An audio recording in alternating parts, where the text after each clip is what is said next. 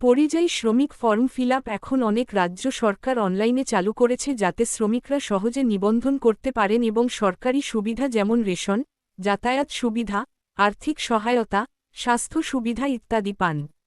এই প্রকল্পের মাধ্যমে আপনি ফর্ম ফিল আপ করলে পেয়ে যাবেন ৫,০০০ টাকা। ডানে ইশারা করা উল্টো হাতের তর্জনী অনলাইনে ফর্ম ফিল আপ করার সাধারণ পদ্ধতি হল সাদা চেক মার্ক বোতাম পরিযায়ী শ্রমিক ফর্ম ফিল আপ করার জন্য সঠিক সরকারি ওয়েবসাইটে যান, কর্মাসাট অফিসিয়াল ওয়েবসাইটে যান, অ্যাপ্লিক্যান্ট সাইন আপ অপশনটি ক্লিক করুন, মোবাইল নম্বর যাচাই করুন, ওটিপি ভেরিফিকেশন, মোবাইল নম্বর দিয়ে ওটিপি দিয়ে লগইন করতে হবে।